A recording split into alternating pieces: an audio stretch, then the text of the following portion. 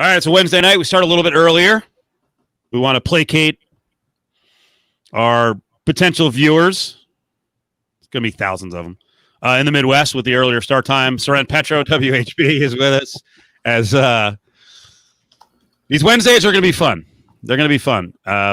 We got a lot of Raiders and Chiefs stuff to get to. We might have some wild card topics later on. We'll wait for everyone to jump on here as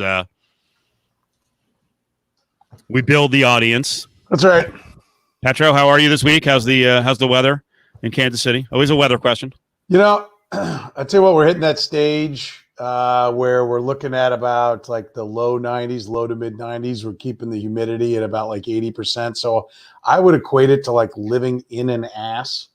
That's been jogging for about half an hour. This is the one little window. You know, we've got January where it's butt numbing cold, and even that's not too bad. I mean, I don't mind the winters as much these days, but man, you hit this time and it's just like you don't want to be outside like after 10 a.m. and you don't want to go back outside until after 10 p.m. So I know everyone's like, oh, it's a dry heat, it's still 109.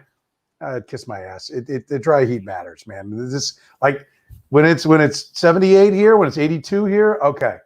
We start getting into the low 90s. Give me the 108 in Vegas. I'll take it. It's better. Yeah, it was 104 today, so not too bad. Oh. Dude, I remember when I first moved there, it'd be like 102 degrees, and you get out of the pool, and you're sitting in the pool like on a raft or something, and you're freezing your ass off. It's weird, isn't it? Yes, really? Like the breeze, you're like, oh my God, I'm freezing here. Like, wait, it's 102. Yeah. What the hell's going on here? So one of the topics we closed out with last night, and I'll probably get everyone's take on this because they'll be wrong. We were talking about a fast food draft last night to close the happy hour, and basically it's you can draft any fast food item. And in this case, we're talking about an interview we had with Katie George, who's on ESPN Radio National. They had 5 people drafting with 5 picks. You could take any fast food item you wanted. She boxed the draft. She panicked. She took a McDonald's filet of fish at one point. She took the DQ Blizzard, which is a good choice. And then she freaked at the end. She's like, yeah, you know what? I'm going to draft the bag of ice you can get at Sonic. I'm like, what? Bag of ice? No. Yeah, that one didn't work out. Man, they dig that pellet ice though. Like I'm not. Listen, it's fine ice if you got free refills. Yes. But like seriously, and no disrespect to Sonic, right? I got love for Sonic. But like if you don't give them the light ice, like you're gonna get the whole thing. Yeah, like 8 parts ice, 2 parts drink. Like because that it packs down so tight. There's no room for the soda, and it's like, oh, the ice is great. Well, I'm glad you like it because it's all you got. Well, and let me tell you, I don't think Soren wants to tell the story. This man, when he says light on the ice, I mean light on the ice, brother. He fucking means it, man. He means it, okay? I'm just telling you. Don't make the mistake of going 3/4 ice. He wants some drink. He doesn't want a full cup of ice. Light ice, man. That's not hard to follow. Light ice. Give me light ice. I'm not paying you for a cup of ice. Right? I'm not gonna sit and milk it for 20 minutes. It's going to be gone in 3 minutes. So I want the goddamn thing cold. If we have time later, if time permits, I actually have a cancel, the cancel culture topic that I got to run by you when it comes, and I'm going to tie it in with the drive-thrus. But what are your, give me a couple of choices for your favorite fast food items. If you're doing a draft and you're like, because you got to play like, hey, what do people like? What do you like? Where's the value? Can I get it later in the draft? So, right. So it's I got to go value. It's not like what I like. You do whatever you want. I did what I like. I drafted a Popeyes chicken sandwich in the first round. That would have been my choice. I had the DQ Blizzard in there. I like the Jack in the Box chicken fingers. Everyone else on Cofield and Company can go fuck themselves. They rip on me because I think they're awesome. So I love that. I got what I wanted. So you get what you want. And if I want to take 3 Arby's sandwiches, and I don't care what people say about Arby's, I'll do that. And the other one I chose was Skyline Chili, which isn't even out here in Vegas, and it's dog food, but I like it. So I would draft it. That's it. It's my draft. I don't even know where is Skyline Chili. Is it just an Ohio thing? Yeah, it's Ohio. and then I think there's some in Indiana and Michigan. And the real coup is someone franchised out about 5 locations in Florida. So there's actually one on the West Coast in Fort Myers, and there's like 3 more in Fort Lauderdale. Okay. So when I go to Florida and I'm down there, I'm like, Skyline. All right. So listen, I know like for people that listen to my radio show here in KC, they're going to be like, oh, you're a homer. You're just kissing your sponsor's ass. But the Good Sense, which is a sandwich company that was founded here, and they go south and west. They're down, and I know they're all the way out to Arizona. I don't know if they're in Nevada or not. We actually had one on the UNLV campus for a long time, and I thought it was really good. Now I should throw this in because I think I bent the rules a little bit with Skyline. The one qualification of this fast food item draft was the place should have a drive-through window. So does Good Sense have a drive-through? No. They're like, they're a sandwich shop that you go through the line. Give me this. I want this. I want lettuce. I want tomatoes. So I'll digress then. But the Good Sense 12-inch roast chicken on wheat, double meat, no cheese, standard dress. Add spicy mustard, pickles, black olives, and green peppers. I've ordered it a few times. You can tell. That would be my number one. But if that doesn't count, right? If it's got to have drive-through, I'm going to go with the Arby's giant roast beef. So I got your back big time. Listen, you load that up, and then about, I'd say 74 packets of that sauce. It may be the cheapest sauce ever, but I don't care. You get the Arby's sauce? Yes. Have you ever been embarrassed to actually say the word horsey? No. Because they have the horsey sauce, but I was I'm like, that's not bad either. I'll have the horsey sauce. Like, I was like, okay. No, but what I listen, I'll be like, here we go. Here we go. Arby's giant roast beef. Getting the big vomit from Left Goes Mike. I don't care. Listen, let me tell you something. First of all, when you're constantly fat, you're constantly bouncing on and off the low carb diet. Right. So rocking a couple of the Arby's giant roast beefs and then you just take it off the bun, that's the best. You do kind of defeat the purpose. But I'm like, okay, and I would like 24 Arby's sauce. Right? If I get 2, I want 12 each. Yep. And they look at it and they give you like 6. Oh, this jackass, he doesn't really mean 24. He just means a lot. We usually give 2. We'll give you 6, fatty. And I'm like, no. I want 24. I want 12 per. I can open 3 at a time with my teeth. And I want a puddle and to put it in and sauce it up. So I love me the Arby's. Pour some out for the Egg White Delight breakfast sandwich at McDonald's. And you know what? I've seen you order this, and I want to punch you. I'm like, it just defeats the purpose of fast food. This healthy nonsense. Really, it's ridiculous. Dude, I am the worst. That's why I said, I told you when you said, hey, let's talk about this. I said, okay, my list is going to suck. It is going to suck ass because I'm the worst eating fat guy. And from that point, I mean, if you're going to be a fat ass, you should enjoy, you eat all this stuff. But like, I don't. I actually try to eat well. I'm just a miserable fat guy, right? So I like the Egg White Delight breakfast sandwich. I thought it was great. And McDonald's, for some reason, apparently they want to try to run the shop. If you've been through the drive-through lately, they want to try to run the shop with like a guy doing everything. And so that was like too much to have on the menu. So they cut the menu down. And I like the hash browns at Hardee's. Really? Right? Yeah, the breakfast hash browns. I like the breakfast stuff for the fast food. I don't do a lot of fast food after that. I'm surprised you didn't go with a Hardee's, some sort of biscuity choice. I heard I do like the biscuits are great, but I don't order them that much, right? So like when I'll be like, okay, I'm just gonna get some hash browns. I'm gonna be good, right? But I'm telling you, I'm the worst guy ever going through the drive-through. Because I just don't go that much. It's usually just like a soda, and then I kid myself and I skip breakfast or something. And then I pound down about a 1,900 calorie lunch. I get a salad that weighs 6.5 pounds from the salad bar at the Hen House grocery store and drizzle about, 4.5 gallons of ranch on it and put some pepperonis and cheese. So like I got it. So I skip breakfast, right? I'm fasting. I'm doing that crap. And then I pump down a 3,800 calorie salad. And I only had a salad. All I've had to eat so far today is a salad. So let's tear it up at dinner. Well, so I'm a bad fast food fat guy. Believe me, well, I'm a bad healthy. What was your list? I gave a bunch of them. The Popeyes chicken sandwich. I do love the DQ Blizzard. I think it's one of the great inventions of all time. Those Jack in the Box chicken fingers. You know what? I'm not a burger guy. I don't have any burgers on my list, which I know people love. Like we have In-N-Out obviously out here, and people go crazy for In-N-Out. I don't know. Good burgers, their fries are terrible. I don't love their fries. I'm not going to sit here and kill In-N-Out, but here's the thing: I'm not really a burger guy. If I get a burger, I go to a restaurant and I want like a thick burger. I want to cook medium rare. I want it bleeding. I want good toppings. Fast food burgers don't really do it for me. Nah, you're wrong. I mean, you frying a burger on the griddle where they fry the fat in, which gets even more salt and everything into it. No. You frying a burger. I'm ready. Let's go. Let's go. Listen, I think I make a great burger on the grill. My wife one time, like in the winter, it was so cold. She's like, we're just going to have to make it inside.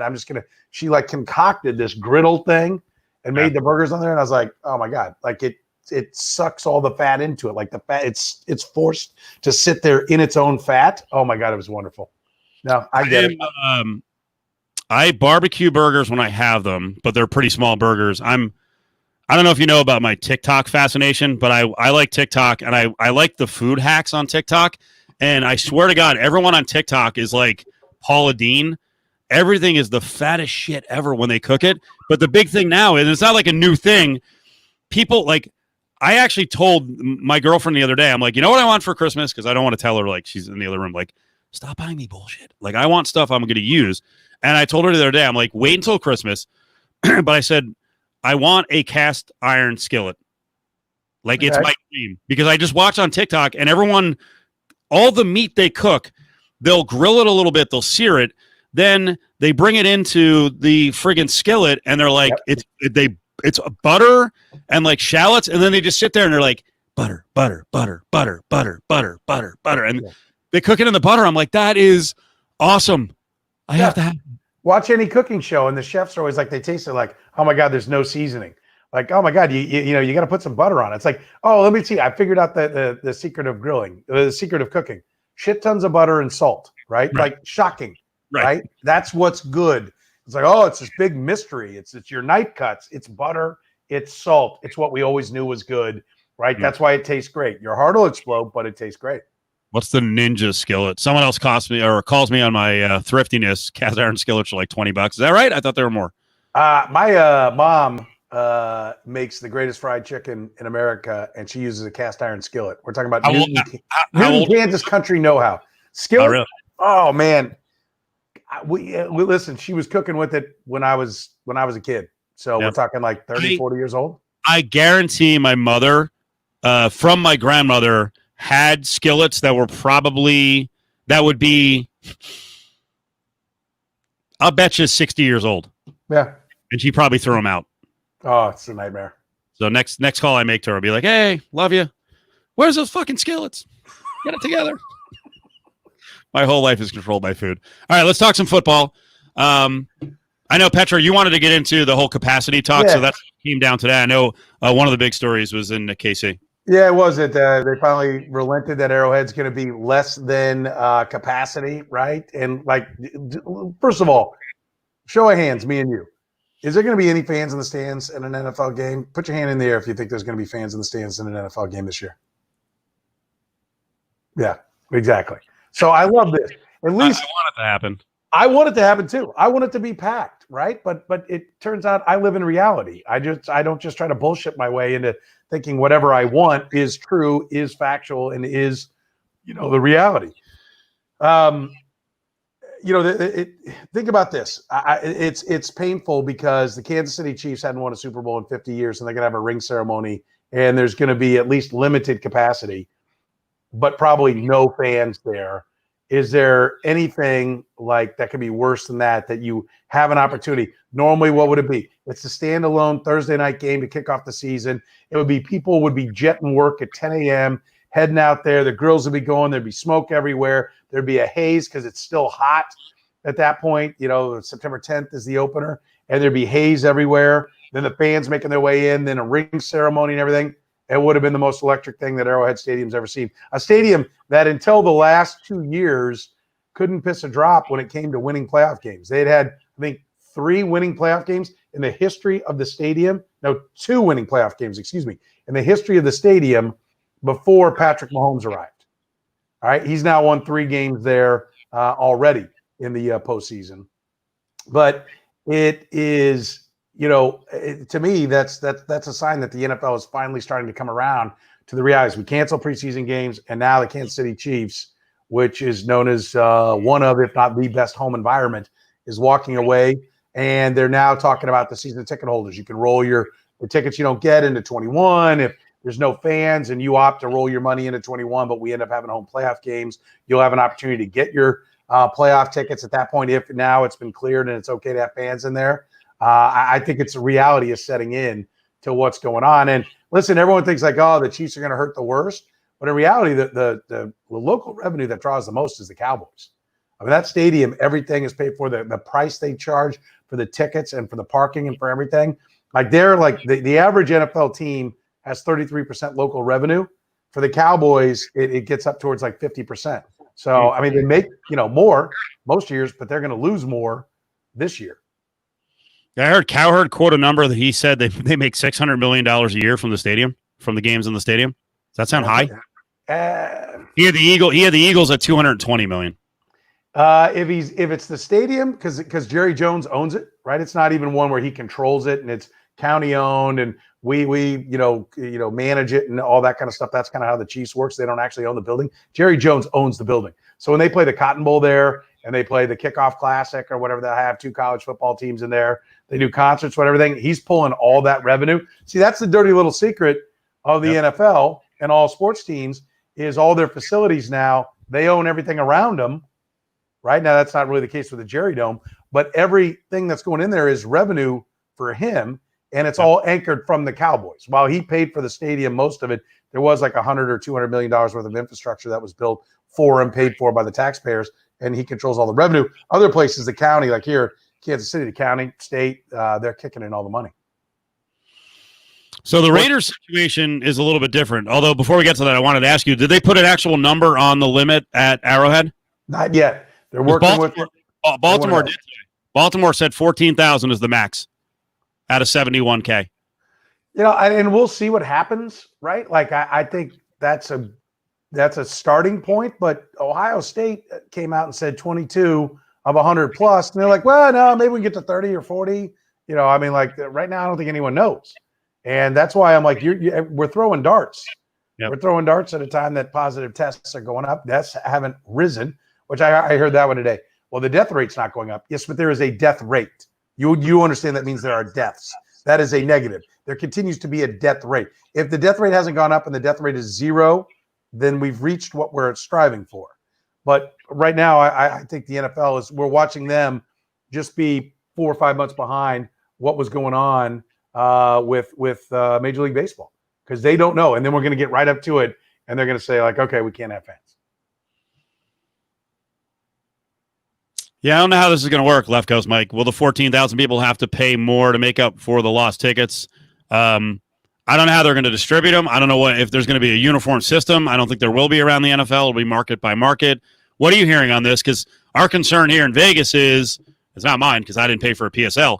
Every single seat of the 65,000 at the Al has a PSL tied to it. How do you manage that one? How do you tell – hey, 12,000 people are getting in, and then the people who paid $75,000 a seat are like, well, I'm getting in all of them, right? Like, no.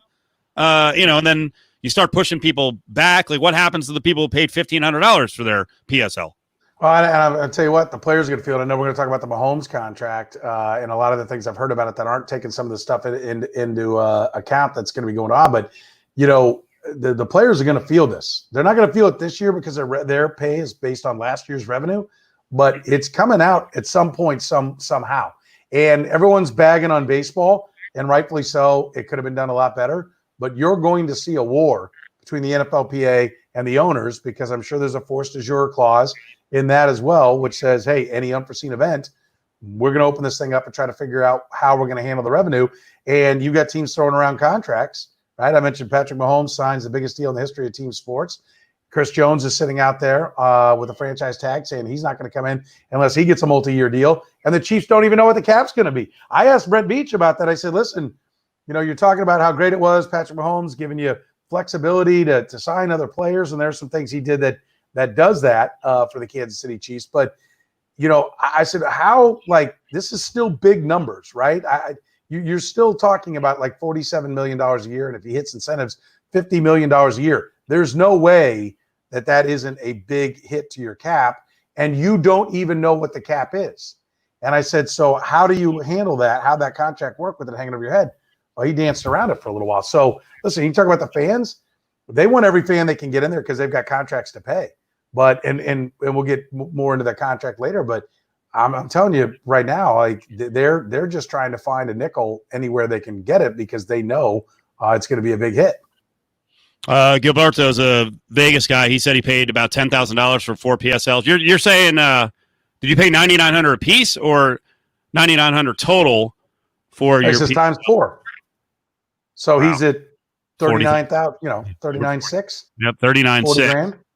So that's the other one. What do they do in these markets that have PSLs, especially when it's the first year of a PSL? The Raiders are in a unique position. Rams will be in that position. What do? They refund you like a prorated year on a 30-year deal. How do they handle that one? Yeah, we've never had PSLs in Kansas City. Thank God. Right? It's a phenomenon that came along before the Chiefs were there. And while they pack all the games, like their ticket price is still one of the lowest ticket prices in the NFL. And so because the market isn't one to bear it. And there's kind of like, that's how it's always been. So I don't even know. I know the Chiefs are just going to go ahead and say, hey, if you want, you leave your money there. We'll roll right into 21 and you're covered for 21. Would you be cool if they're like, yeah, we'll give you $330 back per ticket for the season? And you on that one PSL? On the 9,900, am I doing the right math on a 30-year deal? Is that 330, right? I think I'm doing the yeah. So you get 330 back, so basically $1,320 back. I guess it's something. Yeah, I mean, they're going to have to, right? Because they're not going to live up to. You sign a contract when you buy those things, and they're not going to live up to their end of it. So they're going to have to do something. Yep. My guess is they will credit it towards the cost of the ticket. Probably. Okay, we'll put this towards your tickets. The one thing they don't want to do is give any money back. Yeah, there's no way. I'm not laughing at you, Gilberto, because this is like ridiculous. No one could have ever imagined this. It's pure insanity. Oh God. Yeah, we're gonna have a lot of these stories, so lots to talk about on the happy hour with the PSLs. It's 324 shot times 10 for the preseason games. So he's another 3,200 a year. Yep. Hadn't parked, right? And by the way, 10 grand a PSL. I'm knocking on Gilberto with the parking situation in Vegas. 10 grand. If you call up and you're like, well, 10 grand a seat for PSLs, I get to park near the stadium. They'll be like, get the fuck out of here. You're nowhere near the stadium. We got people who paid $75,000 and $35,000 a PSL. There's only like 3,000 seats, parking spots at the stadium. I don't know if you know the setup here. Oh, I've seen it. The way they have it, they've got 4 satellite lots, which are like at least a mile down the road. And I'm pretty sure what they're going to try to do until there's some adjustments, they are going to try to clear that place out quick. So, like, you will have to get on that shuttle and get back to your lot, lickety split. The other thing is they have added this one, and I know they're going to change it. They just haven't been able to buy the property around the stadium yet. They bought a couple of pieces, but they haven't bought enough. They bought a lot that used to be, I think, a cab lot or a transportation lot called Freest Transportation. It's at Valley View and Trop. So I mapped it. It's about 9/10 of a mile away from the stadium. That is actually the rideshare lot, which is hilarious because when they released the info, they're like, hey, we only have like 2,700, 3,000 parking spots at the stadium. But here's the thing. We're going to be the first stadium in history built basically around this era of rideshare. So you're thinking like, oh, yeah, walk right out, get into the rideshare. No, walk a mile. That's where the rideshare is. Like that's not what you pitched. Which is exactly what everybody has to do at all the other stadiums right now anyway. Right. Oh, God, they're never getting here. Christ, I got to walk all the way out here. You end up walking like a mile and a half. And, that's the same shit everyone's dealing with. Saran, I went to a couple of the Chargers games at that freaking dump soccer stadium that they were in. They have this massive piece of property. I mean, it is massive, the complex that the Charger Stadium is in. And even they were like, ride shares over there. And you just walk and walk and walk. And then finally you spill out onto a main street and the rideshare pickup, there's no lot. It's just in that neighborhood over there, that residential neighborhood, That's where they pick you up. It was Armageddon. I'm like, what? Who designed this? So think about this. They're going to screw you for every nickel they can get for parking right now. Because I read a thing that the future, they think everyone is going to be like New York City. No one's going to have a car like 20, 30 years. When autonomous cars happen, it won't be that everybody just sits in their passenger seat of the car they paid for and the car drives itself. Everybody, it'll be autonomous Uber and nobody will own a car. So there will be no need for any parking because nobody's bringing their car. Dude, when I start on this topic, the Vegas people, because we did have, like a good, I think it was probably 50-50. I don't know the official numbers on giving the $750 million for the stadium, and it's our money, and it's our money because we could have used it any way we want, but it's hotel tax revenue, which, yay, the hotels are filled right now. Lots of tax. I mean, no one saw that coming, but people get so worked up. Like, Brady's joking here, 10,000 PSL, you get to go to Circus, which Circus is really far away. Who sent in that you get to park? Who said where is it? I'm sorry, I'm missing it. Oh, Dakin says you get to park at the Speedway, which is like 10 miles up on the 15. Like, that's where. Good luck. You got to take ride share up to, or they'll take you on a shuttle. It's a 45-minute ride to get up to. It's ridiculous. It really is. Yeah. Ray says I'm not walking from fucking Trop. You are. No, that's where you are. There, ride share ain't getting near it. And then here's the other one. We love all the fees here. So Dakin also chimes in with Uber will charge a $100 convenience fee just for the Raider game. So we love fees. It's going to be surge prices only. You know that's coming. Listen, I mean, we'll see, bro. We'll see if you can take an Uber to New York, and make your way over. We'll see if they allow it. Is it true you got to pay a resort fee too? On the rides? Yeah, sure. Yeah. Why not? Why not? But you get used to the gym, and you get a newspaper, and you get to go to the pool. Yeah, the resort fee. Yeah. Someone has a local question here in Vegas. If you tried to get Uber outside of T-Mobile, that sucks. I actually haven't. I think the parking situation in and out of T-Mobile is actually pretty good. The parking's outrageous, but their ingress egress is actually pretty good. Is Sprint Center bad? Cameron says that Sprint Center 20,000 seats and they've got 5 parking spaces.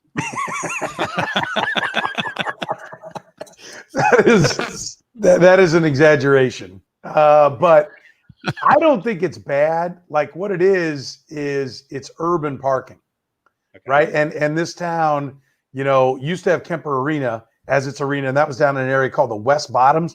And so there was nothing but space, so there was plenty of parking. And it was like the Truman Sports Complex with Kauffman and Arrowhead Stadium where you could walk and walk and walk. They just got all this parking around it. But then they build the arena, and the arena's downtown, so you got to kind of know downtown to know where your spots are. Okay, there's this lot, there's that lot. It's more expensive the closer you get, the more expensive it is. I don't think it's bad.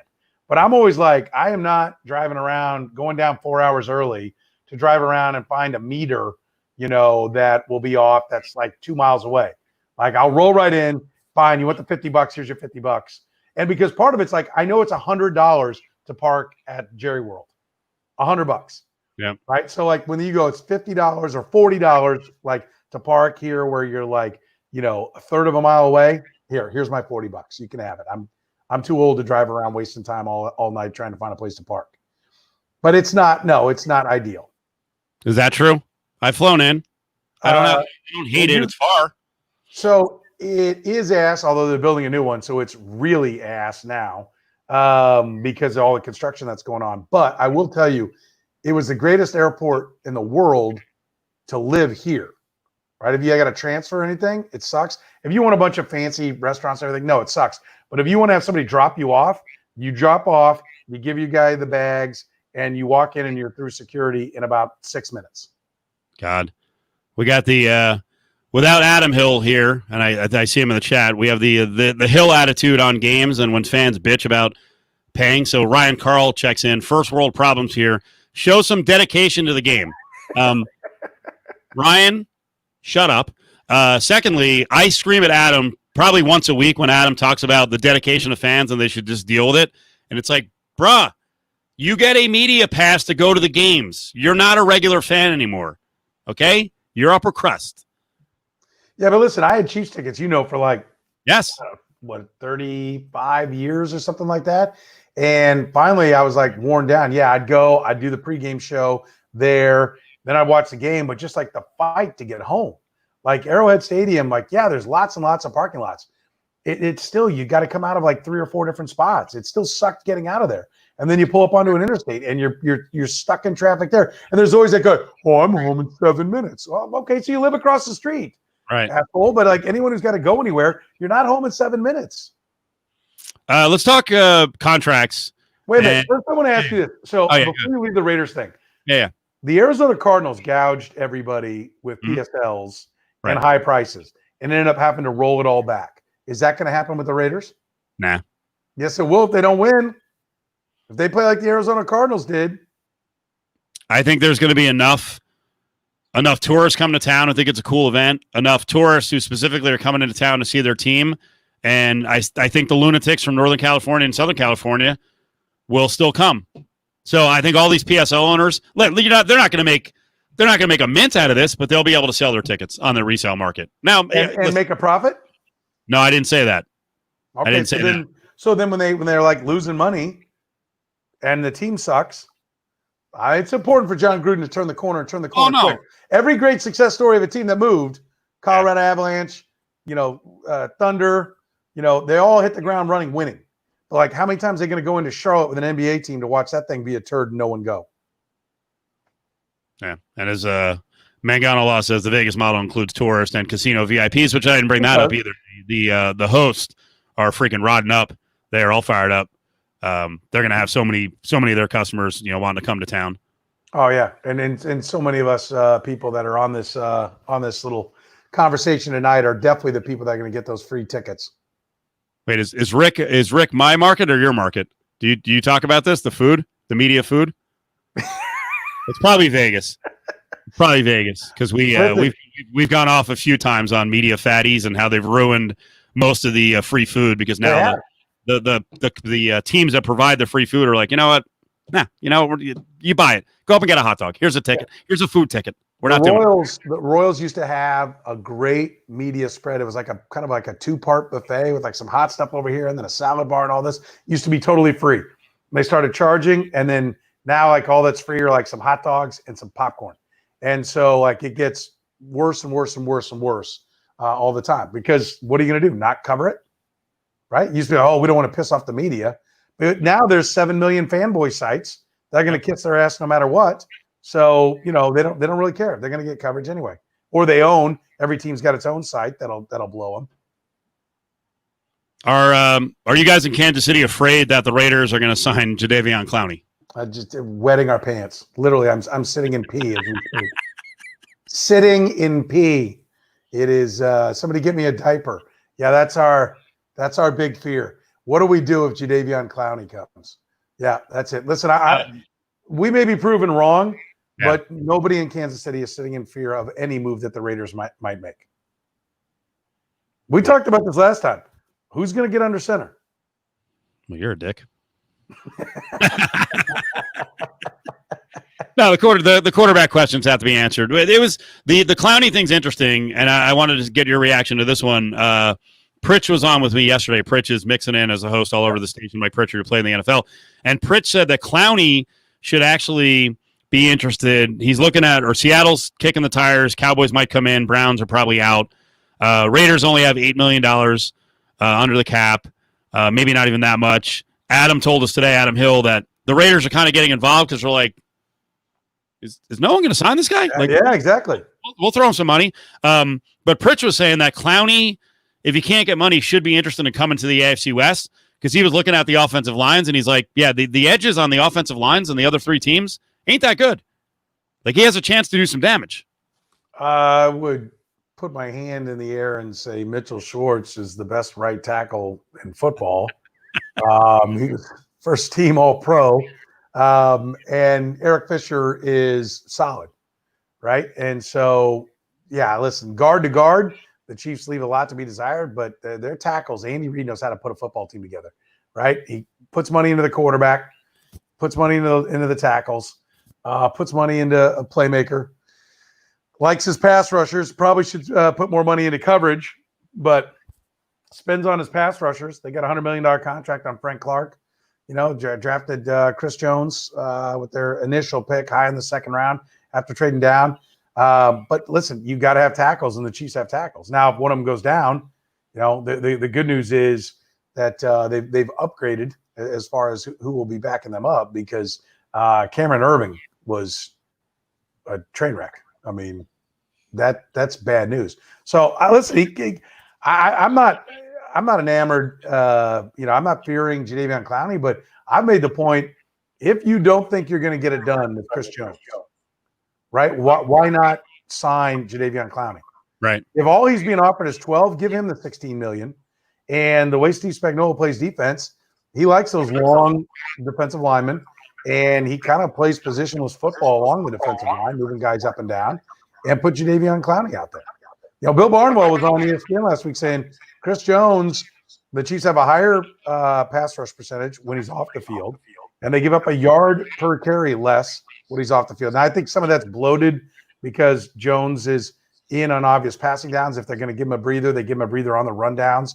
So you get a lot of draws on 3rd and longs that bloat those numbers. But there's some reality to it. So why not just get Jadeveon Clowney? If Chris Jones isn't going to play, but then you lose the 3rd-round compensation pick you'd get next year. You got a team that's ready to win. And if Jadeveon Clowney will sign, but I told you this last time, I'd definitely march him in the building in front of everybody and let Chris Jones and his agent see, we're talking to this guy. We got someplace else to go. There he is. And if nothing else, drive the price up on the Raiders. Yeah. I would be the worst guy. Agents would hate me because I would have offers on the table that are just to drive up other teams. And when the agent goes, okay, yeah, we're going to do it. Let's do it. Let's sign the deal. I'll be like, okay. And we're not guaranteeing any of the money. What are you talking about? That's not the deal. Oh, okay. I guess you can sign with that other team. Then I know at least they'll sign for the last offer the team made while they're going back and forth with me. I would be hated by agents. I've seen you do this in fantasy football and fantasy baseball. You're rough. Do what I have to do. Try to get you loaded. So if you get drunk, then you lose your focus. That's the only chance we have. So you can understand on Sports Talk Radio in Vegas, we were like, "Oh, Mahomes, big contract, no money left for the rest of the team. They can't build it." Which we know they'll be able to build it. It'll be, the Chiefs are going to have to nail it a lot more in the draft and with cheaper free agents. But I would trade that for having, as I've told you in the past, the best quarterback in football for at least the next 10 or 12 years. That's a good trade-off. But let me ask you a question. You said, all this money, and they're not going to have enough money, but then they are, right? They are going to have because why? Why? What are you saying there? You finish your thought. Oh, what I'm saying is I think I have enough confidence in the personnel department there, the personnel people, and Reed, that they'll be able to find bargains and that they'll hit as much as they need to in the draft. And what it means is, like we brought up Chris Jones every time we've talked, like guys like that, there is going to be somewhere where they're like, yeah, sorry, we can't do freaking Aaron Donald deal for you. It's anytime anyone asks for that much money, you're like, Mahomes, sorry. Yeah. So you want to be on a winner? You can take 70% of the money, 60% of the money, or go to the Jets and you get the full boat. So congrats, get paid, and you're going to lose. I've had fans, friends, family, ex-players, everybody telling me, man, can you believe that contract? It's so huge. But isn't it great that, he gave them a spot to where they're going to be able to sign more players, right? Everybody has quoted that back to me. And I sat on the Zoom conference call, and Andy Reid and Brett Veach pounded time and time again. And by the way, Patrick Mahomes is on this call at the same time. So he's sitting there listening to everything. We were instructed, listen, keep your conversation early on to Andy Reid and Brett Veach, because we're going to, talk to them, and then we're going to let them go, and then you'll have just Patrick at the end. It's like, okay. So I'm like, how about bring Patrick on afterwards? Instead, they got this kind of awkward, because at one point Veach said, well, it's a little awkward because I'm talking about the kid, and I know he's sitting here on the call. He's here right now. And so you're watching a Zoom screen with like 25 people on it, and one of them's Reed over here, and one of them's Veach over here, and then Patrick Mahomes over here. And you're reading the expressions of their faces as Veach is talking about Andy Reid, looking at Andy Reid's face, and he talks about Mahomes, you're looking at it. Reid and Veach could not stop talking about how great it was that Patrick Mahomes left money to sign other players to have a great team. And I asked Brett Veach specifically, I said, so can you explain to me like what you did? Because like 500 million is 500 million, or 470 some odd million is 470 some odd million. So like what is it? What's unique about this contract and the money you're giving him that allows the Chiefs to sign extra players? And it was, trying to follow where he was going was like trying to follow a drunken sailor leaving a Tijuana bar. Okay. It was literally this meandering all over the place. And I'm like, and so I'm always sitting there taking notes of what they're saying, because then we cut it up into sound bites and everything and play during the show. And so I always just write down a couple of things, what it is. I just wrote question mark, question mark, question mark, question mark. Because he literally did not answer it. And listen, I'm not down on Brett Veach. I'm with you. I think Brett Veach is outstanding. He's one of the bright young GMs in football. He's done a great job, and I have confidence that he will put good talent around him. But like for some reason, there's been this thing, whether it's to protect his image, right? Whether it's because they know Chris Jones is sitting out there and they're trying to be delicate with Chris Jones, but it is unreal to me how much time they spend trying to sell everybody on the fact that Patrick Mahomes is leaving a bunch of money for everybody else. Well, okay. I mean, sure, but like what they did was basically a lot of roster bonuses. So he's going to get paid early. And trust me, I think it's a landmark contract. I know it is. I'm not splitting an atom there to say that, just because of the distance, how long it is. But the whole part of it is that there's no, like, they are going to have to go through the growing pains, just like the Seattle Seahawks did. I talked to people in Seattle before Russell Wilson got paid, and I'm like, hey, yeah, it's a brave new world when you got to pay the quarterback what he's actually worth. We're like, oh, no, we got everybody signed. All the important guys are signed. The Seahawks are ahead of this. Seahawks have been good. The quarterback's the most important part, but they have not sniffed the Super Bowl since he signed that deal. And so you notice at the beginning of that, the growing pains included getting rid of the majority of the Legion of Boom, which was like one of the strengths of their team. They're like, well, these guys are getting old. They all got to go eventually. Yeah, Frank Clark. They unloaded one of their best pass rushers. They get rid of Frank Clark. I mean, look, the bottom line is the job that Andy Reid and Brett Veach and their staff, coaching staff and front office staff did to win the Super Bowl last year, they will have to be better than that to win it in years 4 through, say, 8. Like, that's going to be their tough point, because he's still cheap this year at 5. He's pretty cheap next year at 25. The next year after that, it's 31. Then he starts getting into the 40s, and it'll get tougher. But he did leave the room with all of it, with so much of the money tied up in roster bonuses. Those are easy converts to a signing bonus, but then you backload, you just move the money back, you're pushing it off. So there is flexibility to move money around, but he's still going to get virtually all this money. Like, what makes it unique is that the roster bonuses through 25, they trigger almost the majority of the money he's getting that year 2 years before. So going into 23, the third day of the league year in 23, right? So it's February or March of 23. Haven't played the 23 season, haven't played the 24 season. They got to cut him, or the 25 contract becomes guaranteed. So when you hear it's only 149 guaranteed, but for the first 6 years, it guarantees 2 years out. Then after that, it guarantees a full year out. So you're not going to cut him until you get to probably the 12th year. If you did, it'll be a nuclear winner if you take it all in 1 year, or it'll be 2 years of a bad deal. So the Chiefs, this is the closest thing we've seen to a baseball contract where the money is, in this case, it's virtually guaranteed. Adam Hill says by the end of the deal, it'll be a steal. But it won't reach the end of the deal, right? Once he becomes a steal, it'll be torn up and he'll be repaid. You will not see where oh my God, I hear everybody saying that, oh, this is an awful deal. Because Patrick Mahomes in year 8, he's going to be so underpaid. He won't be. There's no chance. I don't even know the scenario. It's somehow he becomes fat and, is eating Cheetos on the bench is the only way but he's still good enough. They're oh my God, we can't find anyone better. That's the only way he gets to the 12th year with this contract. This will be torn up around year 6 or 7, and they'll repay him if he's still playing at a high level, and they'll reset the market to where he's still the highest paid guy. So if Trevor Lawrence in 2027 is making $65 million a year, Pat Mahomes won't be oh my God, man, I'm really underpaid at 42. I don't know what the number is, but if they are still winning and he is still the cock of the walk, yes, they will tear it up and they will pay him. That's what this commitment was. This is, we're committed to you. You're not going anywhere. I'm committed to you by Patrick Mahomes. I'm not going anywhere. And I guarantee you they will never have a pissed off Patrick Mahomes on their roster. I've seen a lot of this. Hey, what makes the contract a success? Now, Mr. Tiger Gator says, I hope he wins 7 rings. and then the contract would be 100% worth the gamble. I don't think he needs to win 7 rings to justify the contract. So I pose this question today. What does he need to do for this to be a success? Right? And first of all, for most people, it's already a success. But as fans 2 years from now, if he's not winning or he's been hurt for 2 consecutive years, they'll be bitching about the contract. That's the nature of fans. They have that liberty to have whatever opinion they want and have it change as the wind blows. What do you tell me? How many Super Bowls? I'll tell you what we came up with today. How many Super Bowl wins? So I think 3 in 12 years.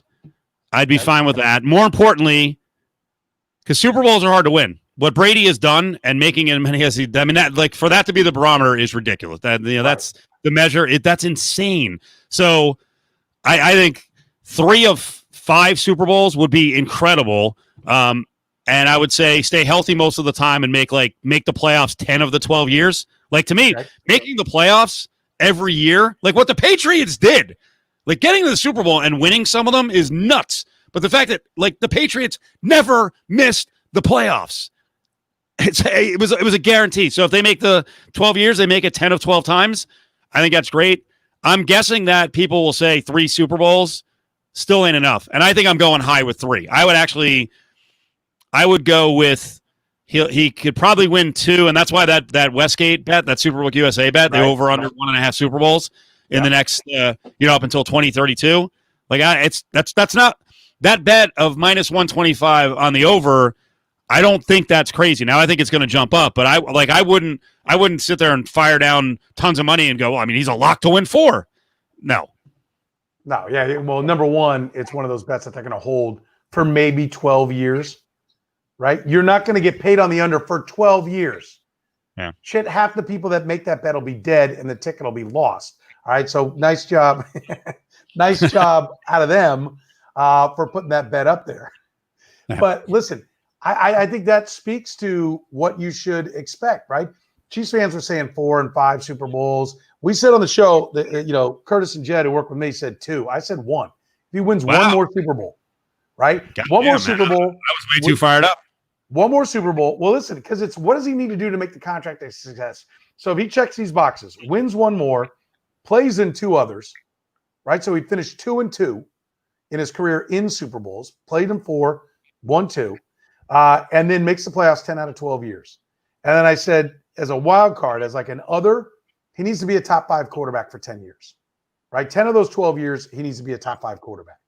So if he does that, and you're winning tons of regular season games, you're playing in the postseason all the time, you're winning some postseason games, but you go and get another Super Bowl. This town hadn't seen a Super Bowl in 50 years. So listen, now somebody said, are you telling me he's only going to win 1 more Super Bowl? I'll take that bet. I'm like, no, I'm not telling you that. Listen to the question, jackass. What would it take to make this contract a success, right? Because that's what everyone wants to do. You get 4 years into it. He's won 2. Everybody loves it. Then for 6 years, they don't win another one, and everyone's saying, well, the contract shit. No. You have to set it now because everyone's view of the contract and what it is will change at year 4, year 6, year 8, year 10. So going into it with eyes wide open, what makes it a success? Any team to pick up a Super Bowl win, play in 2 others, and go to 10 playoffs in 12 years with him, with that with the money that he's going to suck out of the room, right? He's going to suck so much oxygen out of the salary cap room. With all that, if he's able to do it with a lot less talent, because how many Super Bowls has Russell Wilson been to? And he didn't implode the quarterback market like Patrick Mahomes has. And so it's going to be, I think people need to reset their sights. And listen, I saw people, putting out their questions like, okay, let's see what they do, what they build people. And Chiefs fans are just outraged. Oh my God. Patrick, he was going to suck and air raid quarterbacks don't work. And he didn't win in college and his footwork sucks. Yeah. Just keep doubting Patrick Mahomes. I don't know that anyone's doubting Patrick Mahomes when they say no quarterback has won a Super Bowl since Steve Young, counting more than 11.8% of the cap. And in year 3 on, he's going to count more than that. Sorry, I cut you off. People are going back on what I said about the Patriots making the playoffs every year. So Kevin says, tough for the Pats to miss the playoffs in the AFC East. You're right. The cycle of the AFC East that the Pats were part of was down. Someone else follows that up by saying that the AFC East is not the AFC West. That division is much harder to get through. Will it be? Will it be? Because So I look around the AFC West, and listen, the Raiders are going to try. And I like Mayock, and I think Gruden's a good coach, and I think the Raiders have a chance to be a quality organization. Who's going to own the Broncos? They're in a transition right now, and I got to tell you, if Elway was the personnel guy for the next 10 years, the Broncos ain't winning shit. So they're not. They're not. Elway is not good. And the other one is the Spanos are not great owners. And while everyone is like, you know what? Phillip Rivers, fuck him. There was a reason the Chargers were competitive. Phillip Rivers was consistently a top 10 quarterback. Like, we're now in a new era. I don't know if the Chargers are going to be good. So, like, if you're looking at the AFC West now, yeah, it's a better division than the AFC East. But I can tell you moving forward, I think the Dolphins have a lot of upside. I don't know about the Jets. I think the Bills actually have it together. You know, Adam Hill will sit here and annihilate Josh Allen. You know what? They can move on from Josh Allen. But right now, the Bills are a good organization. So I can't guarantee you what's going to happen in the AFC West competition for the Chiefs over the next 10 years. The rest of the division could stink, and they could all be 6-win programs. Listen, let's line it up. What do you need? What are the 4 important factors in an organization? It's head coach, 1. It's general manager, 2. Owner is probably in there. Might be 1A, right? Like if your owner sucks, he'll kill it all. And it's your quarterback, right? Those are the 4 things you look at. There's no track record for Spanos having success. There's no track record for Davis having success. And there's no track record for who we don't know for having success from an ownership level outside of the Kansas City Chiefs. So Chiefs win on owner, right? And not only is Clark Humphrey willing to spend to pay Patrick Mahomes, he also greenlighted the highest defensive contract ever for Justin Houston when he signed, highest contract for a safety for Eric Berry, highest contract for a tight end for Travis Kelce. He will spend, right? That's not a problem there. So the Chiefs win on owner. Head coach, right? Anthony Lynn, Vic Fangio, spare me, right? Prove something. Piss a drop before I even acknowledge your presence in this conversation. John Gruden has won a Super Bowl, right? It's been a while. Mm-hmm. And it really never came close after all the Dungy pieces that he inherited, right? And that regime went away. It really started to fall apart. But John Gruden's won a Super Bowl. So the Raiders have got something there. All right, let's go next to GMs. Elway, you going to do any? Mike Mayock, unknown. We'll see. Had a ton of picks. You ought to have a few good guys. That's what he's had. And back to my point, super quick. Ryan Carl was saying, best I could say about the Raiders is they're going to try. All right. I could be a little more eloquent than they're going to try, but I do have worries about the way they draft. They go with their guys. They have a certain guy they want. I don't know that that's going to work out long term. I don't know. Going with your guys sounds better if you got the quarterback riddle figured out. It all sounds better if you have the quarterback riddle figured out. So we can do this exercise, but when it gets down to it, who is going to throw the ball? Right? The Raiders have Derek Carr, who is what he is. There is no ceiling. You've seen it. He's been in the system. Year 2, that's it. It doesn't take 10 years to find yourself. Jim Plunkett was a long fucking time ago that a guy suddenly got it on his 3rd team, and I know Carr's on his 1st team, but like where there's just suddenly this epiphany, right? It doesn't work like that, right? You in the NFL, you either get it or you don't, all right? Maybe Marcus Mariota, that you can work some magic there. But the quarterback position is not settled and shows no signs of being settled. The Chargers quarterback situation, I think Herbert sucks. I think he's going to be a bust. And Tyrod Taylor is just Mr. Right now. He's not Mr. Right. And you give a chance to Drew Lock to be the guy, right? But listen, I went on in Denver yesterday to talk about the Mahomes contract, and they were sitting and talking about Dalton Risner. I sat there on hold listening to him go on and on about Dalton Risner. They're talking about a guard and how he's going to be one of the great guards. We love Dalton Risner here. He's a K-State guy, right? Love us some Dalton Risner. But if your focus of your conversation at this point, as we're nearing training camp, is talking up your guard, and I don't know, so I'm not trying to be critical. Who knows what all they were talking about? But the bottom line is Drew Lock the guy? There's at least ceiling there. So is this the AFC East? You can make a case that it is, right? Like, if John Gruden is just Rex Ryan giving it another shot, right? Okay, maybe he can get a win in the postseason, right? Against the Chiefs at some point. They're not going to go undefeated. But there's no reason to think anybody here is exponentially better than what the AFC East was. Not the way it's currently configured. I mean, and again, with new information, I reserve the right to change my opinion. When Anthony Lynn comes out and blows my mind, and they don't piss away every game late, okay. When Justin Herbert goes out and spins it like he's going to be one of the next great quarterbacks, okay. Like you said, when John Elway gets it right personnel-wise, okay, I'll take a look at it. But I'm not seeing it right now. Other big issue, final one on Mahomes. We've talked about this off these shows. Kevin Bitter says maybe Mahomes can upgrade his girlfriend now that he's been paid. You tell me that she's very nice. She's a very nice young lady. Don't judge a book by its cover. The book we have is her like all drunk as hell around the Texans game and you know squawky and squeaky, and you're like, oh God. If you're going to be on the right arm of the most important figure in sports, your aspirations cannot be to kill it for your friends' opinions on Instagram, right? Like your goal is not to be your friend's Instagram hero. And right now she's young, as is he. Right. And she does not do herself any favors. And when you become the annoying girlfriend, I love the tiptoeing. Then listen, do you know what kind of sacred ground why anything Patrick Mahomes, you know what? You got to be careful in this town. You'll get shanked by somebody, going in to get your fast food drive-through, man. You got to be careful. But listen, she's a point of conversation. There's no doubt. I mean, she thrust herself into the conversation. Yeah. You ever seen Peyton Manning's wife screaming on Instagram? And you know what? I've done it in the past, but trying less and less to comment on other people's relationships because you don't know what's going on with them. Listen, I'll go down this path. If she's not a giant pain in the ass and you don't hate going home and you're not getting, tortured, then that's a good start. That's the one sorry if my standards sound kind of low, but at some point you're like, you know what?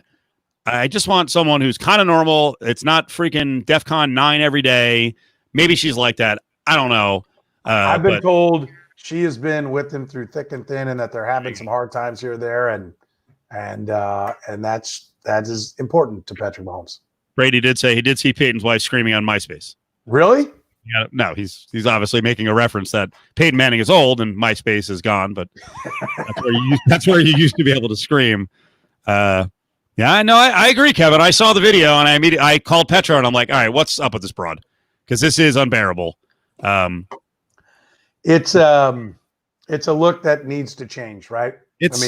But you could also understand as someone who's on the arm of someone as popular as Pat Mahomes and on his way to this kind of contract, like it would be kind of hard to contain yourself and not act like a horse's ass every once in a while. But I will say this, like he's now been the league MVP, the Super Bowl MVP, won a Super Bowl, and has been given the highest paid contract in the history of American team sports. What shit do you need to talk? Right? Scoreboard. Do not be you've got to gain a level of security to where you're scrolling through Instagram and you don't feel a need to fire a shot back.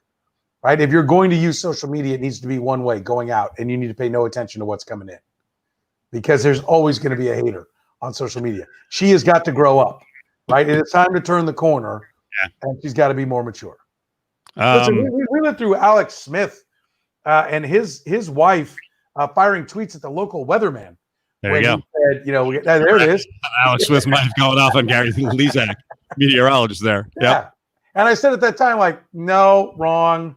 The guy's a public figure. He's paid a ton of money to win games.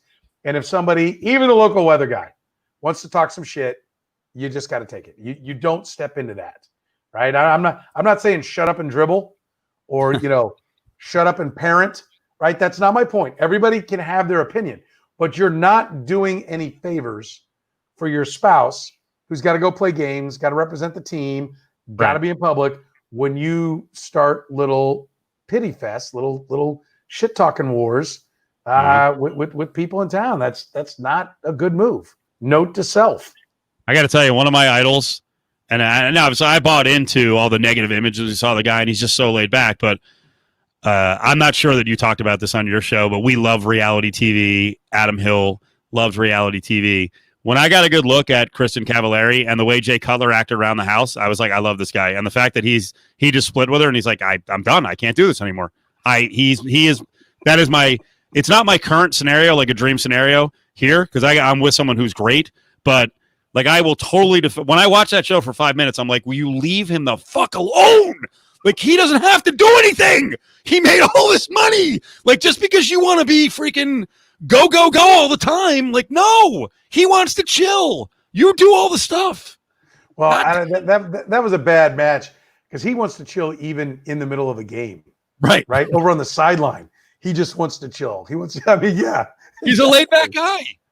He is borderline catatonic, right? Like, everybody's looking at him like, does this guy care? Right? That's always the knock on him. Does he care? Can I tell you? Maybe if he'd split earlier, he'd care about the game, but he's so worn out by the time he gets to the game from dealing with her shit. He's like, oh, God, man, whatever. Throw it long, punt. I don't care. You have friends like that, right? Who are just like, I just want to live. Just calm down. We know who we're talking about, right? I don't, but there's a couple of people, but I know for sure there's one where he's like a Jay Cutler type. Now he's not making Jay Cutler money, but the guy seems like he's doing okay, and he's just like, this is good enough. Yeah, I'm good over here. That's it. For some people, is that a podcast name? This is good enough. This is good enough. Yeah, I like that. We're trying to come up with a name. Write that down. Last week, you don't remember anything. Last week we went super intense because this is Petro and I 18 hours a day. Where anyone around us, if they're too slow, we're like, we're not fucking around here, okay? Like, we're here to do a show. I got to achieve. Like, come on, let's go. Where's the food? Let's go. That's why I didn't have kids, because that would be my motto. My kids would be like, what did Daddy teach you? We're not fucking around here. You're right. That's what Steve says every day to the kids. I know that's what my younger brother does. I'm sure he's got 3 kids, and I'm sure they're like, yeah, Daddy just said we're not fucking around here. I'll never forget that. That's my motivation to live. At some point, that is a lesson that they have to be taught. Yes. You know, it's probably more in their 20s than it is at 10 and 13 where my kids are. Which I am proud to say, my kids until about 3 months ago, had never heard their father swear. Nah, sorry. Have I rubbed off on you, or you just finally can't? No. Listen, I just knew. Really? Yeah. You? Yeah. Fact. Fact. And of course, when I did slip, where do you think I went? I don't know, man. Your favorite word is my favorite word. I think I've actually trained my girlfriend to now drop a C-bomb every once in a while. Like, that's impressive. Not on me. No. No, listen.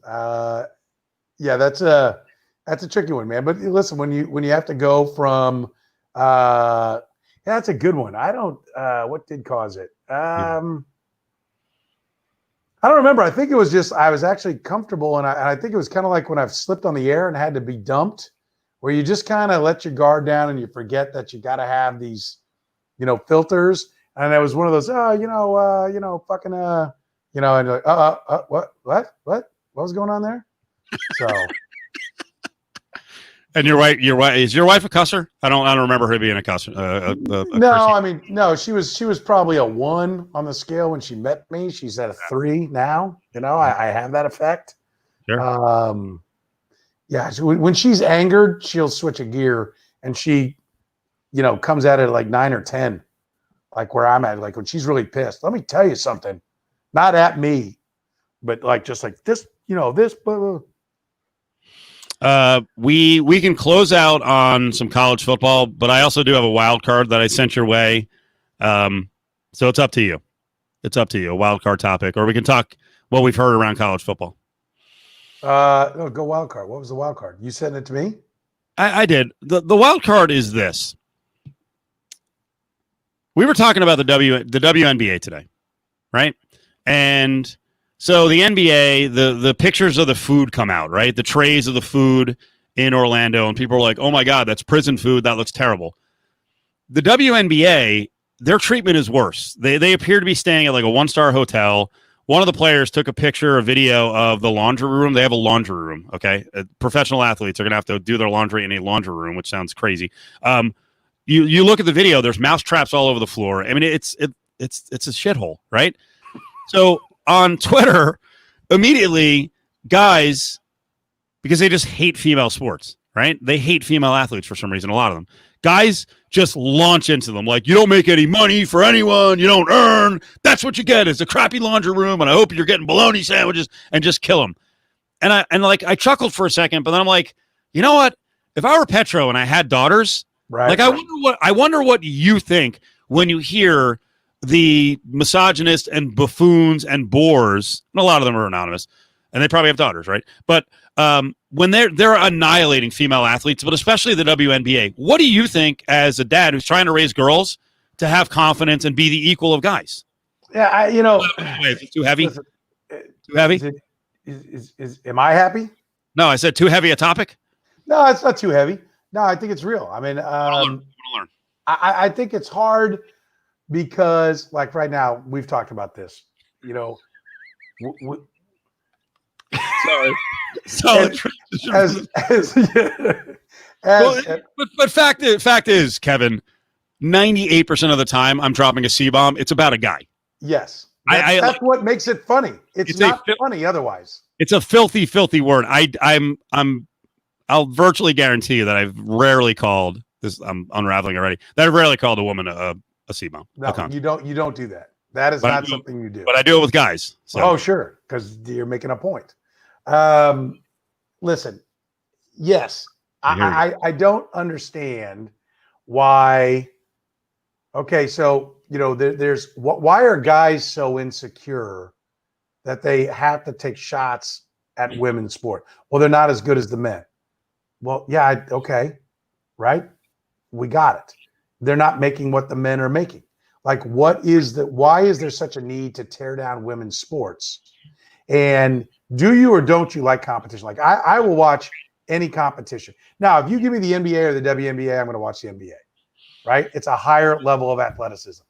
But I don't understand the need. And so when I hear that, yeah, it does. It makes me, you understand why the Me Too movement was around, right? Why it came around, why it was a big deal. It starts with that mindset, right? And it's, it's pathetic. Like, why wouldn't a league that is, and part of the reason the WNBA exists is it's a gateway sport for more fans for the NBA. If you bring girls in to watch it, right? My daughters will watch. Hey, there's a girls' soccer game on. Let's watch it, right? And so let's take a look. And she watches that because they look like her, right? Oh, okay, those are girls. Yeah, I'm going to watch. Let's see who's good. And she enjoys that. It then takes her to the men's sport. So the WNBA doesn't make more money. It brings female viewers and female fans to the party. And they're likely to then take a look at the NBA as well. And who cares whether they make money or not? Why does that matter? Like, why wouldn't you be of the mindset that, like, hey, I really want these people that are going out, competing, playing a sport, work hard, like they should have as good a conditions as ever. Why wouldn't you want everybody on planet Earth to have good living conditions? Why would you root for somebody to be like, oh yeah, you should be in a shithole? Mm-hmm. That is a sign, and I like what Ryan said there. Yeah. Right? It's men are losing the ultimate power that we had, some of it, and others are becoming more and more equal. And we used to like the comfy position of just because we were guys, we always had a leg up. And it's change is scary. Change is scary for a lot of people, but that doesn't mean you have to lash out and be hateful. And like you said, I mean, if you want to expound on what you were saying, like, why would you root against people? I don't know, man. There are certain people out there who are like, hey, you know what? It makes me happy to see other people unhappy. I think when you have not achieved yourself what you want to be, bingo. When you haven't gotten to where you want to be, you have to find a reason to tear down those around you, because in your mind that elevates you, or at least I push them down further so I'm better. I mean, listen, I'm going to tell you, I've been around some immensely successful people, right? From coaches, Andy Reid's and Brett Beach's, billionaire owners of teams, and they are never like that. Like, that is not a recipe for success, right? That is a recipe to minimize yourself in the long run, because nobody gets to where they ultimately want to go without people working with them, right? And I don't mean just for them, but working with them. Sorry, let's get a reality check here, though. There are, well, let's say guys forever, but guys who would say are older than us and are in positions of power. There is a good likelihood that they had to step on the backs of women, of people of color, like that they achieved. I would venture to say the difference is they achieved. So many of them achieved by doing that. So it's hard for the next generation to go, that was a terrible thing to do. Look at what a flop they are. No, it worked. But I would offer you that they step on the backs of everybody. Okay. Right? I'm talking about the guy. Yes. Okay. Are there people that have had success? I don't know. Let me see. Shitting on everybody around them. Let me see if I can think of one. Insert your name here, whoever you want to put into that spot. I'll tell you, I think if what your goal is just to shit on women, you're not going anywhere. Not anymore. Not anymore. It's harder than it was. I think Ray is being sarcastic here. Worst time ever to be a guy. It's not. It's I don't know. I don't feel like I'm held back. I still think I'm in a pretty comfy position. I would say no. Like it is not the worst time to be a guy. Now, you actually have to do the work a lot more now. Yes. If that makes it a bad time. But I think that was a sarcastic comment. Ray said it. Yes. So that was good. That got us into a point. I knew it. Yeah, trust me. Listen, I don't get it. Like, and apparently if it says USA on the front of the shirt, then we're all on board, right? Patriotism. Like, oh, we're all on board then. The U.S. Women's World Cup, we love it when they're out winning on that. We love the Olympics. We'll root for everybody. But like try to go do organized sports, then suddenly we've got an issue with it. I don't get it. Like Title IX is the one that I've never gotten, right? I've never gotten it. Right. I like, oh, well, they don't make any money. It's college athletics. It's not supposed to be about making money. So if you have an equal number of scholarships, which by the way is what has driven us to massive Olympic success, is our college programs, and our women's college programs are far superior to anything that other sports, other nations have sports-wise. That's why we've been successful in the Olympics. Like if you sit there like, oh, I want to have the medal count, we win off the backs of our women's athletes, right? Because we've done it better. Right. But I will tell you, European countries are waking up to that. And they're instituting their club philosophy that they use in soccer, which we kind of use in basketball with AAU. But they're instituting that philosophy across the board, and they're getting better. I think this is a serious question. Oh, wait to see what the WNBA does. Wait. If you aren't watching in the past, oh boy, they are going to take. I was going to say every advantage. It's not an advantage. They're going to make a statement. Yes, they're going to make bigger statements because they're under the radar more, and they will get more attention. But because there's not at as much at risk as the NBA and the NBA players, they're going in on Black Lives Matter, and good for them. And you know what? Eventually, I want to get to this topic, and we're going to do it on Cofield and Company. But there's a situation developing with the Atlanta Dream where the players are very fired up to push for the cause, to be voices of change. One of the owners, a minority owner, has already said, "Hey, she's not into that." Minority as in financial stake, but it is she is not a minority. She is a white woman who actually cheated the stock market a while back and was called on the carpet for that. No, she's already said, basically hashtag stick to sports. We shouldn't be doing this, and it's like she's entitled to the opinion, but I think it's I want to address it from this standpoint. I'll build on this, and then we can get out of here because it's late for Petro. This is going to be one of the rare sports cases where the players have an opportunity to rise up against an owner who doesn't share their beliefs, doesn't share the mission, and go, fuck you, we're walking. And I wonder if they're actually going to do it. They don't make a ton of money in the WNBA, so what's more important? The pittance that you get for 22 games in the WNBA, or making a statement against an owner who doesn't agree with what the team's mission should be, what the league's mission should be? What's more important, making that statement or making money? I would hope most of the players can walk. I hope they do it, actually. Yeah, I do too. But I think what'll happen is the NBA, which is the owner of the WNBA, will step in and will put a muzzle on the owner. That's what I think will happen, and the NBA will have her back. Yes. Or will have the players back, not the owners back. But let me ask you this: from that standpoint, what's the over under on how long until there is a college football player strike? And maybe it's not the whole group, but one school. They've talked about it going back to when Mizzou was threatening demonstrations like 4 or 5 years ago, when Gary Pinkel was the coach. Didn't get very far, right? But there was a racial unrest. There was a Black Lives Matter movement before really this one, and it was kind of confined to Columbia. And a bunch of people jumped on him and said, "What the hell are you doing?" They had a kid who was having a hunger strike, and it kind of got torn down because he was actually a kid that was, it came from, means, right? Had money. But that was like kind of the first inkling we heard. They were threatening to not play the game that was coming up. Now we've got K-State players saying they're not going to play unless a kid who sent out a tweet saying, "Congratulations to George Floyd for being drug-free for 30 days. Mm-hmm. Right? And they're outraged at that, and they're threatening to not play if something isn't done there. We've heard Iowa players talking about threatening not to play. Oklahoma State with Mike Gundy talking about that they're not going to come in, they're not going to do anything about it. Texas has kids right now that says they're not going to play ball if they don't take down statues and change names on buildings. But it started out with, we're just not going to help in recruiting. Now they've got kids that say they're not going to play. How long does it happen? I don't think it happens anytime soon. I don't think they'll follow through on it. I was so disappointed in the way the Oklahoma State thing worked out that, basically the same day Gundy meets with Chuba Hubbard and chopped him down.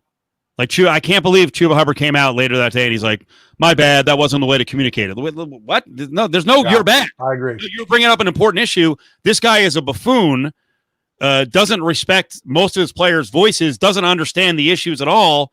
Walk.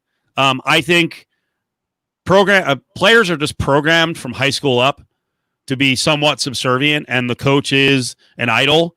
So I don't think it's gonna happen for a while. I don't know. I think when you ask kids if you're trying to get them to go play in the middle of a pandemic, and they're gonna send all the other students home, if there's no one on campus and they're there to play ball, right? They know what kind of juice. I mean, I think they are just beginning to really fully understand. I think they're beginning to understand what kind of juice they have. I love what Chuba did on the front end. I love the K-State players are doing. I love that Texas is doing it. By the way, who is the vocal leader at Clemson? 37 of you tested positive. Are you not afraid? Are you not worried? And your coach is like, "Oh, we'll pray it away." Like, no. Walk on that dude. He makes $9.5 million. He needs you. He can't replace you overnight. But it's gonna be a while. I want to go back to the WNBA example. See, there's so much less at stake, and I'm not trying to denigrate the WNBA, but this is the case where they can walk. And here's the thing. To me, every one of you, everyone on this show, everyone, in the comments, you should root for them. That should be a dream scenario for you if you feel mistreated, overlooked, you don't like the stuff that your company's doing. We can't do that. Like, honestly, Petro, what would your bosses have to do that would piss you off so much where you're like, I'm just out of here, man?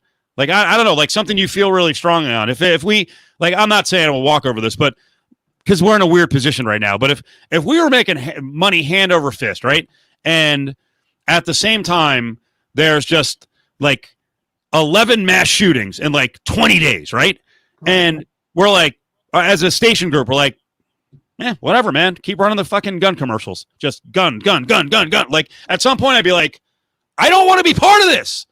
Now, will I ever do that? No, because I have no sack and I don't make enough money. So, in a lot of ways, it's like you would love to see someone be, I think it would be heroic to just walk off your job and go, "This ain't worth it. I don't agree with my boss." And I'm not saying I have issues like that at Lotus. It's an awesome company, but people do. I know. Come on. In Vegas right now, we have casino workers who are watching this. You can't be pleased with the way some of the casinos have handled your safety as a casino worker. They were not. from the beginning. Now we have to mask up. It's mandatory, right? But it was forced. It was forced. Why we didn't do that from the get-go? And there are hundreds and thousands of workers on the strip who are like, I don't feel safe. I am legitimately scared They have for no choice. myself and my family. But I would love to walk, but they can't. But they can't. No, 100%. Like right now, can I like if I got fired, are we losing our house tomorrow? No, we're not. I mean, I have been fortunate enough to have been able to save some money, and so it's not there. But am I ready to walk away and not work again? No. And so like you and I can't just walk, right? And neither can almost anybody else in whatever line of work they have, because then you're blackballed and you don't have, unless you got that other vine to grab, where's the next job? You can't leave. Which brings me to another thing, right? Like it's different with the college kids, but with the pro players, right?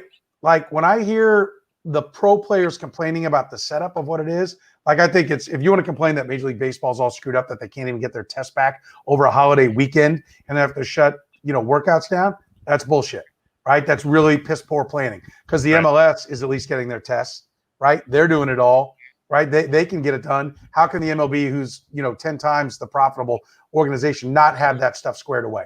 How can you have not been working on this from the get-go? I don't know what they were doing as an indie. But when I hear that being said, when I hear the players say, oh, this is bullshit, right? And like, we shouldn't be here. Think about this. Can anybody like quit? Could you say, you know what? I don't want to come into the station, or I don't want to do this until we've got a vaccine for COVID, right? Next year. Could you walk away and say, okay, I'm not going to get paid like MLB players and NBA players are able to do, but then your contract picks up and you get paid next year. We're going to hold your job for you. No, you're not going to work. We're not going to pay you. It's a self-incurred furlough, but we'll pick your contract up next year. Hell no. If you or I or anybody else out there try to say, listen, I'm not going to do my job, right, but I'll be back when this is taken care of, you're out on your ass. So I think the players better be real careful about the things they say, because everybody else, like you just mentioned, the casino workers there in Vegas are working in really tough environments, and they have no choice. They really have no choice but to go in and work. That's not to mention the power workers, the electrical workers that have got to work on the grids, and ambulance drivers and medical people and everyone we talk about. That's one of the things. There's a fight coming because teachers unions are just saying, we're going back to school. Like, bullshit. So yeah, there's a lot of people that, if you've got that union standing behind you, I think we'll start seeing a lot of people might say, you know what, we could use a union where somebody stands up for us, where we're not being forced to go back into work or be unemployed.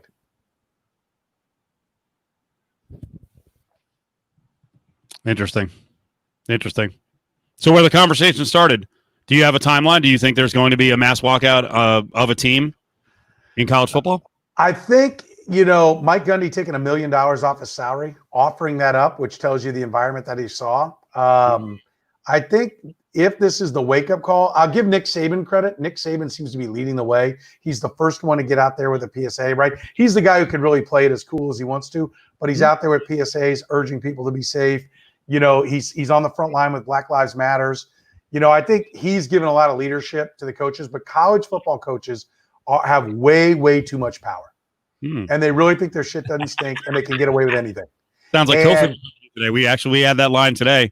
We were leading into a story, and I was like, you know what? If there's one silver lining on all this COVID thing, and there's not much when 130,000 people have died, it's the fact that some coaches around the country who have been just intoxicated with power are actually getting chopped down. Jim Harbaugh said it when Jim Harbaugh was talking about, he thinks the kids should come back. We should play football. We can't make the situation worse by playing sports. He actually did admit, though, that in the end, the decision is not mine. And this is it's actually a great era right now where the college football coach doesn't get to be reckless in a horse's ass or scream at the president or tell the ADs an asshole. Like, dude, we ain't listening to you. There's bigger concerns. The school is much bigger just in this little era than you, college football coach. Yeah, and it's helped by, Nick Saban. He's not going to be Bob Knight, right? One of the most successful coaches of the day that gets fired. That's not going to happen because he seems to get it. And so he may lead. I think everybody takes their lead from what is Nick Saban doing? And he's showing the right way. And they've had guys that are getting tripped up. Kirk Ferentz and his strength coach. Yep. And, being totally distanced from his players. And I think that's one of the other things. You laugh about Nick Saban being out on his lake home with the boat and pulling the guys water skiing out at his house. And it's like, oh, shit, look at this show off. Yeah, but you know what? He knows who his players are. Yep. Like Mike Gundy doesn't know who the hell anybody is. Kirk Ferentz doesn't know who anybody is. Like you hear all these stories like, we don't ever see the coach, right? We deal with the position coaches, and they're off their rocker. And so maybe this will correct the imbalance of power. But I'm telling you, there's a lot of people that they're not having to not play, but they're getting the universities to stop and listen because they've got a real threat of not having college football. And if you add to that, like, okay, well, we're going to push it through, and even if only 57 of our 85 guys are able to suit up because we got 15 that are sick and another 22 that are in quarantine, and so, but we're going to go ahead and play, and because you need that money that bad, you have made it clear how much you need that money. And they know they've got you. Because if they won't show up and play, you're not going to get that TV contract. You're not going to get that TV payment. Let's close where we were kind of in the middle. I think you pretty much answered it by giving an answer indirectly. But over under 1.5 on Pat Mahomes Super Bowls, Superbook USA. You bet it? Or is it too long? No, I wouldn't bet it because I'm not going to tie my money up for 12 years, right? If that's what it takes to if you bet the under, you've got to wait the 12 unless you lose right beforehand. So to win it, you've got to wait 12 years to win the under. So no, I mean, it's about money management. There's no reason whatsoever to tie your money up on it. But I love the bet. And if I were going to bet, if you said you have to bet it, I would bet the over. Okay. I would bet the over. And I'm with you. I think that number is, in fact, I think it might move to 2 with some odds and maybe even 2.5. Probably not. I mean, they've got their math behind them as to why they're doing it, but I could see it go to 2 and have some pushes to pay out. Why wouldn't you? Why would you be afraid to go to 2? Because you get to hold everybody's money for 12 years. Right. Yeah, I'm not sure they get enough real action it'll move, but they'll get some. I think most people will bet it. It'll be a collector's item, and you can just hang it up on your wall for a few years. Hopefully, you don't lose the betting ticket. So I said 1 would be a success for his contract. My prediction is he will win. He'll win 2 more, 2+. I'll put it at 2+. And you're treading on dangerous ground. Who do you fear in the AFC? I want to say the Ravens, but I know it's going to sound ridiculous, but I'm not completely sold on Lamar Jackson and this style working long term. I am sold that as long as he is healthy and can run like that, they will be the Marty Schottenheimer Kansas City Chiefs. They will ground and pound their way into the playoffs, and then they will lose to a quarterback that can spin it. And the crazy thing in the AFC right now is a lot of the traditional powers, well, the 2 of the best traditional powers are going to be in a transition or have started the transition, and that's the Steelers and the Patriots. So we have uncertainty. If Tua stays healthy, watch out for the Dolphins. The Bengals ownership will screw up. Even if Burrow's great, they'll screw it up. He'll shoot his way out of town 4 years from now. It doesn't matter. They'll screw it up. All right, everybody. Spread the word in Kansas City.